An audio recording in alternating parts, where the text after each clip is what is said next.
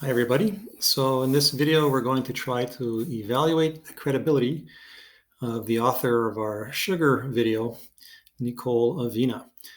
We're looking at authority when we look at an author's credibility. This is from the page CRAP test on our RRCC site. And what can we check first of all for our author? Well, when the author's education and experience relate to the topic, those credentials are usually mentioned near the author's name. So let's go check our author's name on our video. So we get back here, we've got Nicole Avena. That's who the lesson is by. And what else do we have available? We have her name again over here. And if I go down further, in the information section, lesson by Nicole Avena. There's nothing in here that tells us that Nicole Avena has an education or experience that relate to what she's teaching us about. So at this point, we don't know for sure that she's a good source in terms of her education and experience. So what can we do? Well, we can Google her name. So let's do that. We'll Google Nicole Avena, Avena. And I like to add a keyword from the topic in case there's other Nicole Avenas. This reduces the chances of getting the wrong one. So I put in sugar and I get sugar affects the brain. That's our YouTube video. TED.com, that's a TED Talk. So that's not the same as the video. Let's check that. And what do we see over here?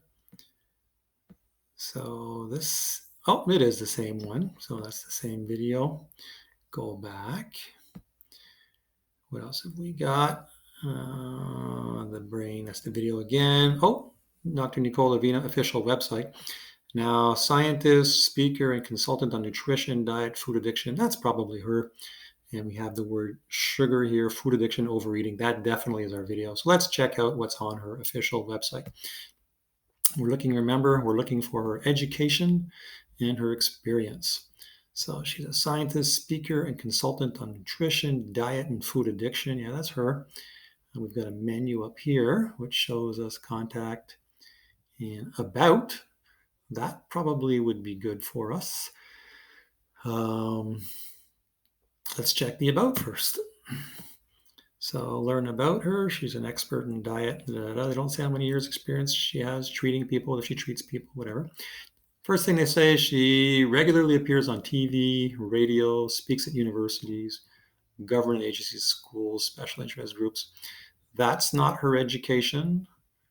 That does show experience in terms of, I guess, being trusted by all these different sources. Her credentials, Princeton University and Rockefeller University. She's a research neuroscientist, that's experience. Author, expert in nutrition, diet, addiction. Aha, she has a PhD. So a PhD, that's the highest level you can get in a field, education specialization. And it's in neuroscience, which definitely involves the brain and addiction, and psychology from Princeton, which is a reputable university. And a postdoctoral fellowship in molecular biology. That means she did further studies after getting her PhD, and she specialized in molecular biology, which I guess is good for talking about sugar and addiction and all that. So if I go back over here, CRAP test, I could say that, well, you know what? She's got education that definitely relates to my topic. So I can go over here and say, Dr. Avena's education is a PhD in, what was it again? It was, let's check that, neuroscience and psychology. I'm just going to copy all of this. Control copy and put that in my document. There it is. And I'll change the font to the font that we want. So back to Accueil and Calibri. I think it's number 11 that we're working in. Yeah. And the font should be the same color. So it's automatic. There we go. Okay. So PhD in neuroscience and psychology from Princeton and postdoctoral fellowship in molecular biology. So these are relevant to the topic of the video sugar addiction.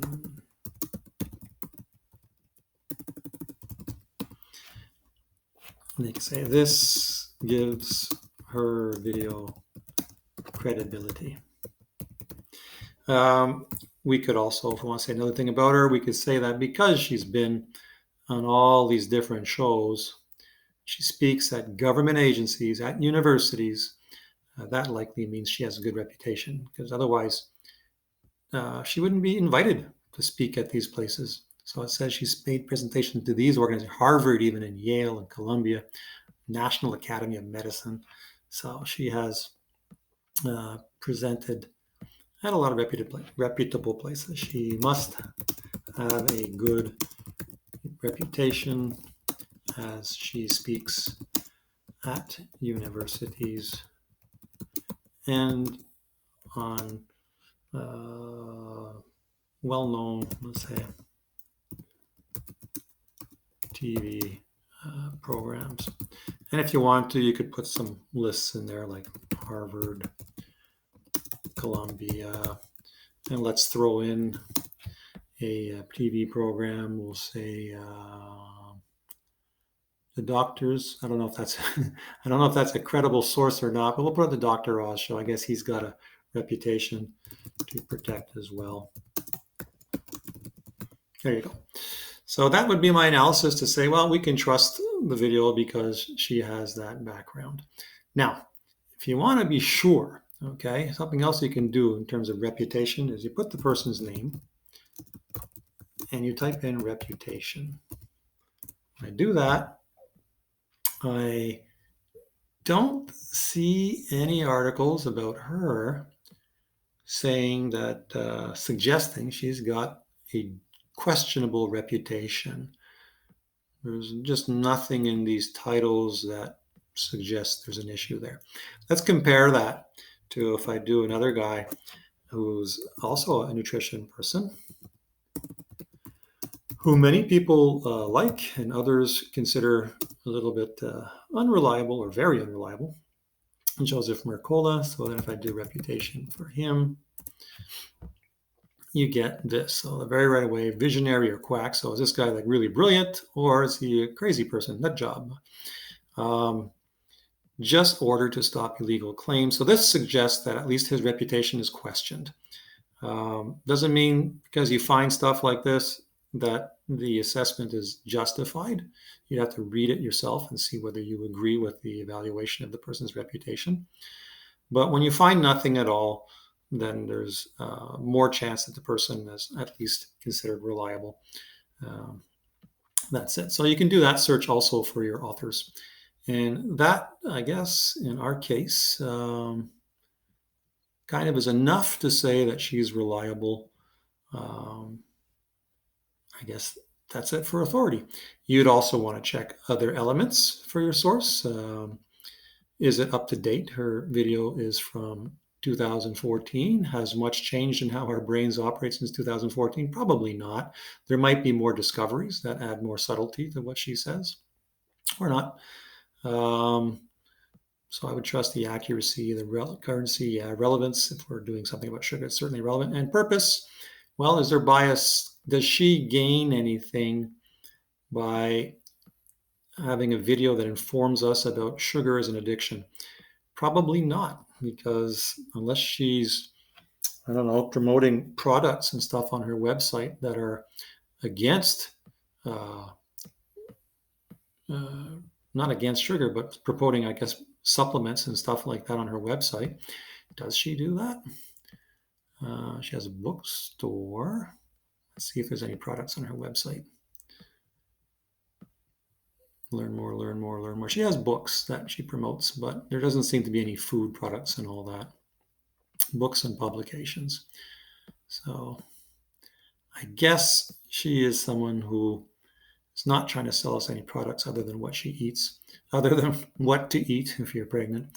So if I go back over here, I would say that her purpose is primarily to inform us about how our brains respond to sugar, how it's different from other foods, and that's a good thing in terms of credibility.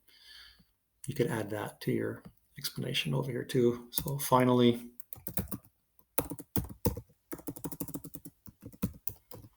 her goal is to inform us about sugar's addictive nature, not to get us to buy any supplements on her web page. This also makes her more credible. There you go. That's how you do an analysis. So whenever you find a source, and you should try first to do that with the author. And remember that if you don't find stuff about the author, there's other things to consider, like the purpose and the relevance and the currency. And if ever you know things about your field and you see that the article you have found really matches things that you already know about your field or the video you have found, then you can also trust the source for that reason. The information you're seeing in that source matches what you've been learning in your courses. We'll trust your teachers as being people who know what they're talking about. So if the source matches what you're learning in your courses, well, that too gives a source credibility. It's not because an author doesn't have an established, well-known background that we have to ignore their content. They may have done a really good job putting together information that they have learned themselves from credible sources.